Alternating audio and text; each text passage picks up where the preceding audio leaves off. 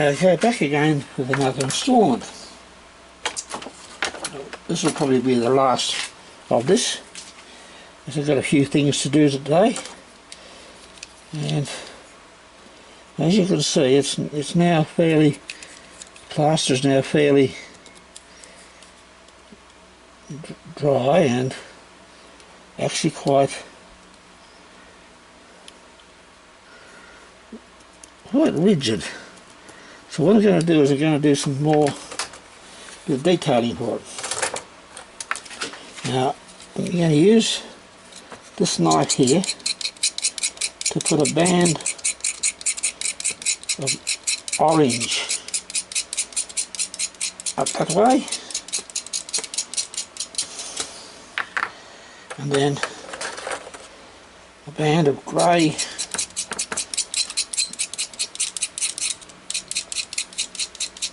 lower down, a bit more up there, maybe some more over there,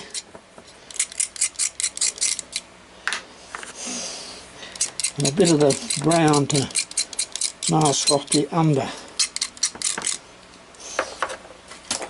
Now this is a very light brush.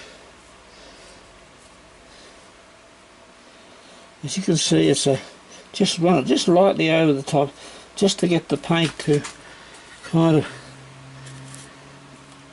move into the areas where it should go.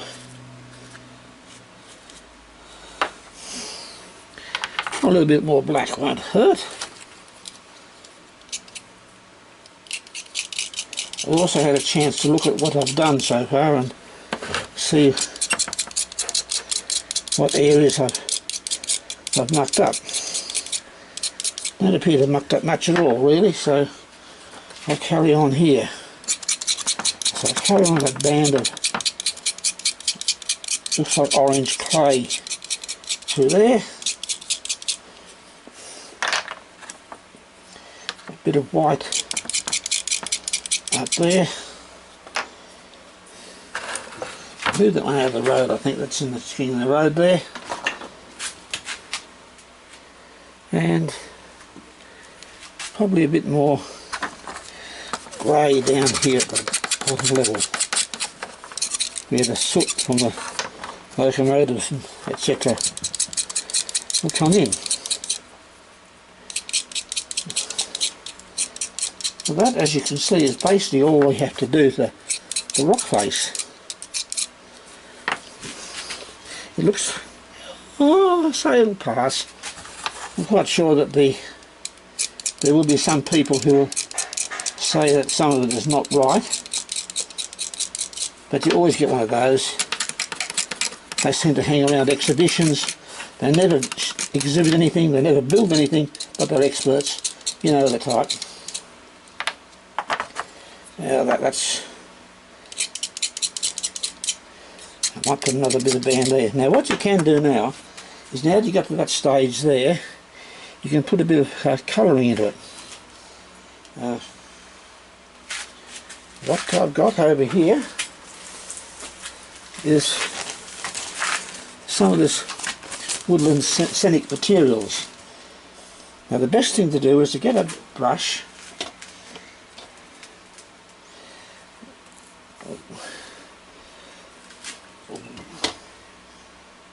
or get your glue, I should say.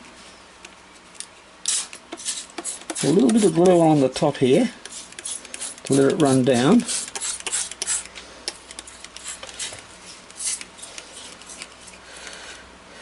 A little bit of glue there you can do there too.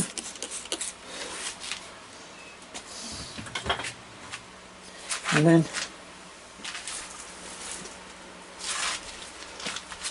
this is some of the grass material you can get for woodland scenics.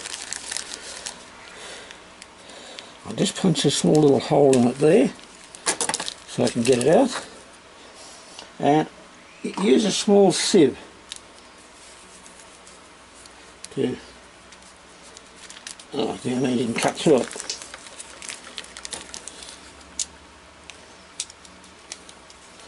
Excuse me for a while I fumble around here. Might be better off with a pair of scissors, I think. I knew where I put them.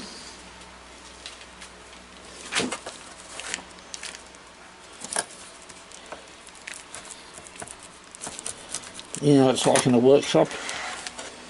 Anyway, a little bit of the green, and you just stick it out like this.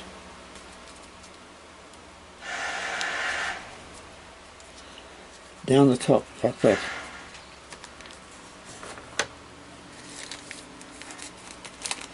Now, all's not green, as you probably know. So it might pay to put the contrasting colours in.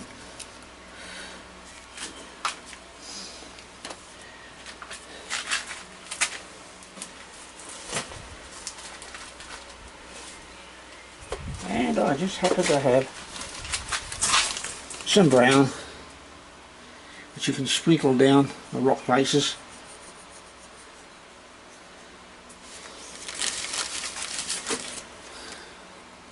It'll adhere to the flat bits, as you can see, and it gives it a bit of depth to it.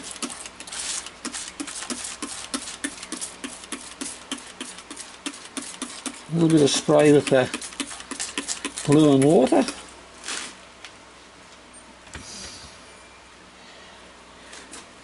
I might get a bit more colouring material onto the surface over here. See, all plums at the moment.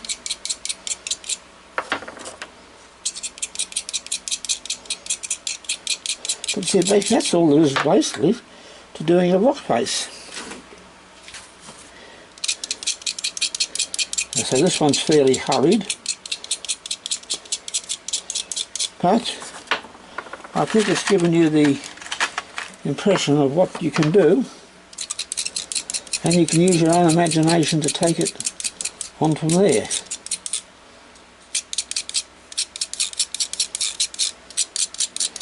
All you need to do is be creative.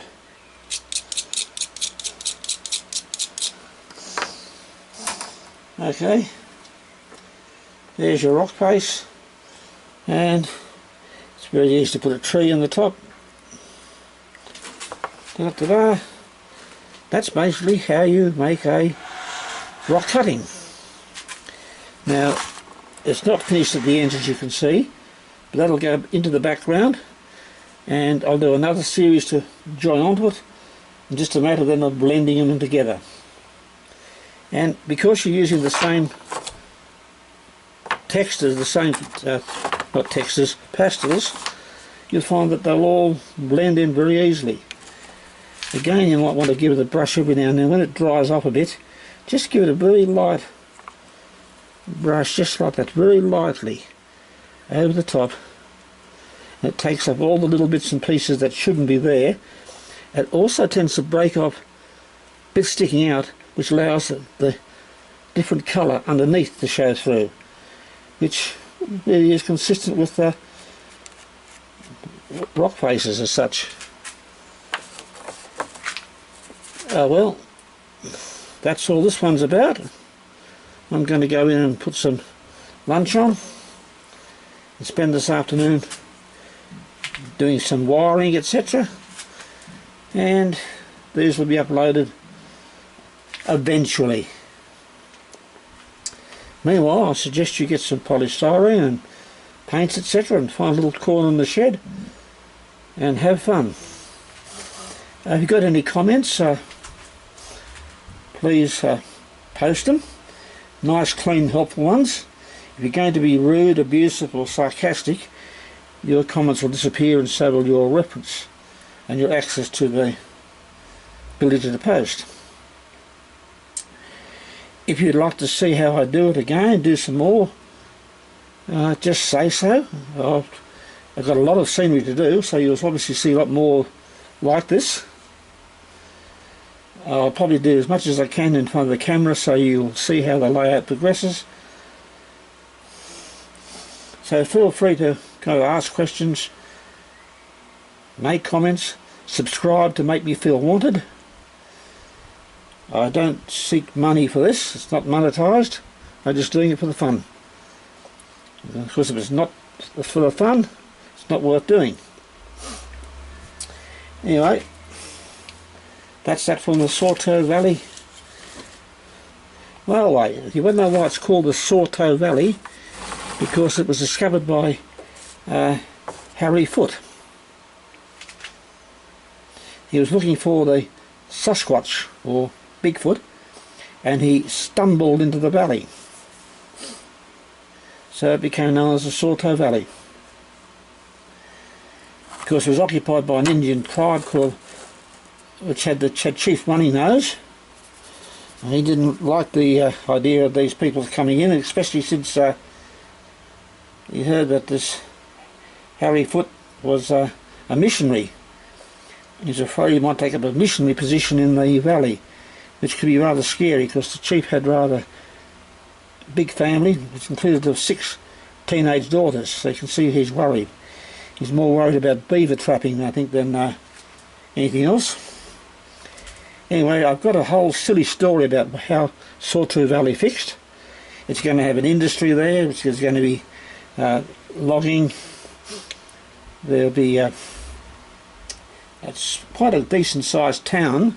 They've got quite a few of those Walters kits put together, and you'll see a bit of comedy here and there as usual, which we see silly model railway people do, like the names in some of the places. Anyway, that's it for this one. I'll probably go back and put some more trees around later. We'll build some trees next time, and I'll show you how we make the trees, and then put a few bits of shrubbery around here.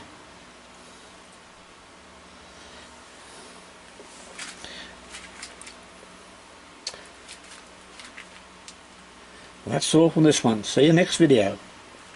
Or you won't see me, I won't see you, but the video will be there.